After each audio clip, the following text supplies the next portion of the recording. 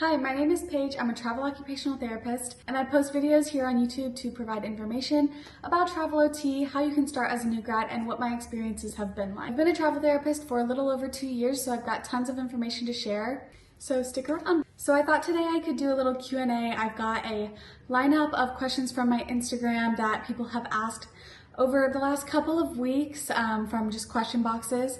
And I kind of wanted to make a longer video to go into those, so let's get started. I get actually a lot is, how does moving constantly affect your mental health and emotions? I think this is going to affect each individual pretty differently. Personally, I have been moving everything I own in and out of small apartments or dorm rooms basically on a yearly basis since my freshman year of college, which was in 2015, 2016, and I tried always to keep it one carload. And so I've gotten very good at, packing and figuring out what to pack to where everything fits in my car and it's not crammed to the ceiling. I think the packing and moving is the most stressful part until you can get it down. So that really isn't much of a stressor for me anymore. At this point, I think the biggest toll that traveling so much has on me personally is just that I feel like I miss out on so much at home with my friends and my family. I miss holidays, I miss birthday parties, just hanging out, doing stuff on the weekends with my friends. I miss a lot of that. So really just the FOMO is the biggest part. But then, I remind myself this is temporary. I'm not going to do travel therapy forever. And it's really going to be worth it in the end with the way I have my life kind of planned out. So for me, it does affect my mental health because it makes me just kind of sad to be away from home and I don't have someone with me every single time that I'm gone. A lot of the time I am by myself. Sometimes my husband will be there too, but he travels for work also, and so we can't always be together at the same time. And so it does get, lonely or sad, but you have to, figure out how to fill your time in things that you enjoy.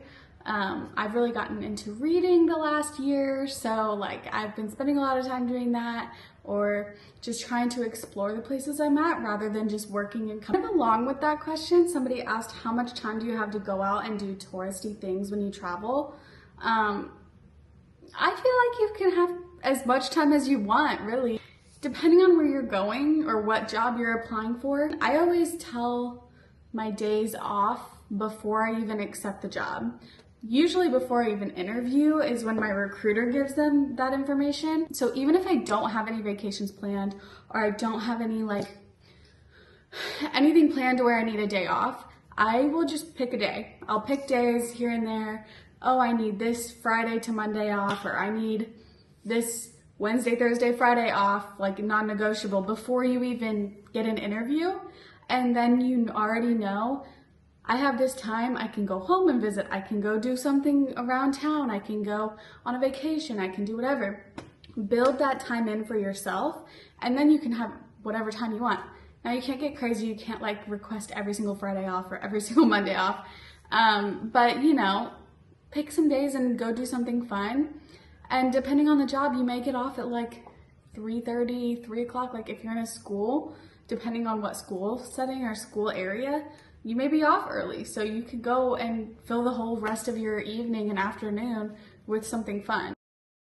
Question I've gotten quite a few times was, how was your experience with school-based OT overall? I feel like I could make a whole video on that, but if we're going to try to summarize it, I enjoyed my time in the school-based setting. I was very, very lucky. The school I was at, it was their first time hiring a travel therapist, so it was a little messy is not the word, but unorganized maybe, and the communication wasn't that great, but the job itself, I actually enjoyed. My caseload was really small, which is unheard of in a school, so I was very lucky, but I actually think it was too small. I found myself very bored a lot and figuring out what to do to fill my day, because I didn't want to leave early every day because I wanted to get my hours. And so the school I was at, maybe I could have had a bigger caseload. Now, I'm not complaining, and I was very happy with the caseload I had. And let's say I was on there and I was salaried, that would be amazing. But for me as a travel therapist trying to get to my 40 hours every week, it was really hard to do. But the actual school setting, I enjoyed it. I feel like you don't see as much progress in the population that I had in such a short amount of time. I was only there one semester, and I was in the mod severe classrooms, which was super fun. The teachers were all great, the kids were great, but I didn't write most of their goals. I did update most of them before the time I left, but I didn't write their goals, and they were things I had to work on because it's in their IEP. And a lot of their goals weren't really appropriate. So it's like, I don't know who wrote those and why they wrote those, because it's not really appropriate for this child. And so I don't know, if I had to summarize it in like one sentence, it was good, but kind of made me realize school setting is not for me. I like a little more fast paced. I like to know the plan every day. I like to see fast progress in my clients and patients. And that's not really what I was getting from school. Would I do it again? Yeah, but I don't think that's where I want to be forever. Somebody asked, how does health insurance work? For me, I used the health insurance through my company, and it worked out just like any other health insurance, I think. I do know a handful of travel therapists who just do private health insurance, like through the marketplace. I'm no expert on health insurance and how to get it, so I don't have much of an answer there, but I can tell you that depending on the agency, it can be different everywhere. Your health insurance is only going to be valid starting day one of your contract until the last day of your contract, unless you already have another contract in line. Like, let's say you have your first contract and it ends and you've got a week, 2 weeks off, and then you start your next one. Then your insurance will stay most likely through that 2 weeks and then into your next one. But for me, there's very few times where I've gone straight into another one, and so my insurance cuts off the last day of my job. There's been only one time, and it's like this most recent time, where I knew I was gonna be in America for more than a month with no health insurance. And so I went out and I found like a short-term plan that let me do up to 4 months out of a 12-month period. And so I actually only ended up using 2 months.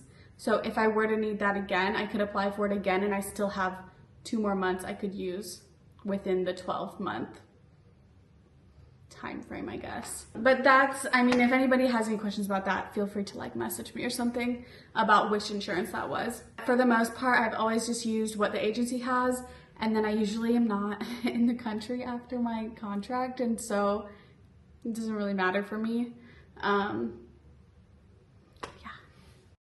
Okay, next question is a fun one. How long have you been working as a travel OT, and what settings have you worked in?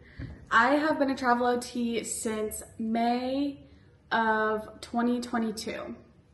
So a little over, maybe like, I don't know, is that like 2.5 years now? A little over 2 years. And I have worked in so many settings, and I've done 6 contracts, because I have not just gone back to back to back contract. My first contract was a skilled nursing facility in Missouri. My second contract was a skilled nursing facility in Indiana. And then I took a break. You could say, sometimes I still count this as a travel assignment because I was only there 6 months. But I took a break from travel to plan my wedding. I still wanted to work, obviously, but I didn't want to be planning my wedding that will be in Indiana, but be in another state, because I want to be able to, you know, like visit places that I want to see. And so I was in outpatient pediatrics and early intervention for about 6 months.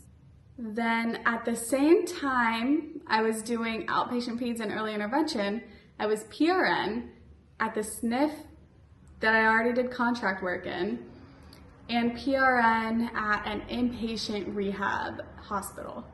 So again, that was not travel, but I wanted to get that experience in inpatient rehab, and the SNF from Indiana, I just really enjoyed the people I worked with there, and so I wanted to stay. And it was less than an hour, or it was about an hour away from my like home, and so I was like willing to do the drive every once in a while if they really needed the help. And then after we got married, I went straight back into travel and I went to a traumatic brain injury clinic, but they had like all different services, but it was essentially kind of like outpatient. But it was very much behavior centered for people who have had brain injuries. After that, I took some time off and lived overseas with my husband. And then when I came back, I went to another travel contract in a school. Straight from the school, I went to a hospital for acute care and home health. So I don't know like how many I just said, but I'm gonna list them all here for you. That's how many settings I've done in the 2.5 years that I've been working. Really good question that I've never been asked before, but I had one person ask it.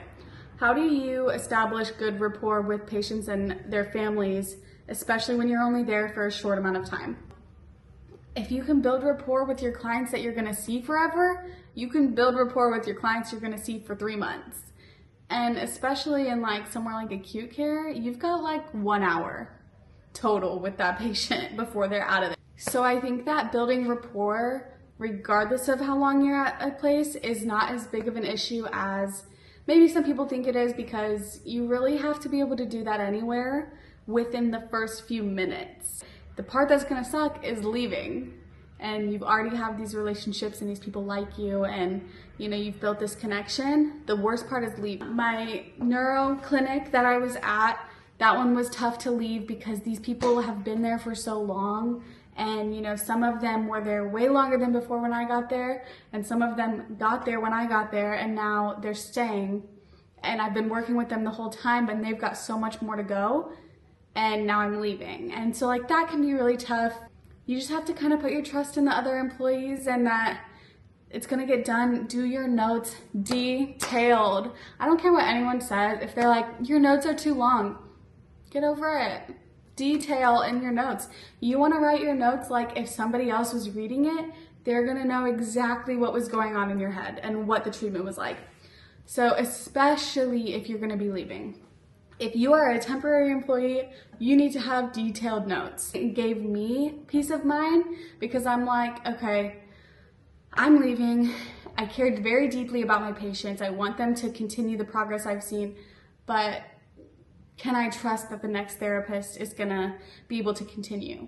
Yes, because I've put in detail what we're working on, why we're working on it, and what they've been progressing on so far. But the initial building rapport stage is easy. That's like basic stuff, I feel like. If you can build rapport in those first few minutes anywhere, you'll be good. And that's all I have time for today. I'm gonna keep doing Q&A boxes in my Instagram, so go follow me there. I will put the link down in my bio. If you have any questions, or you can comment on this video. If you're interested in more travel OT content, please subscribe and follow along, and I will see you guys next time.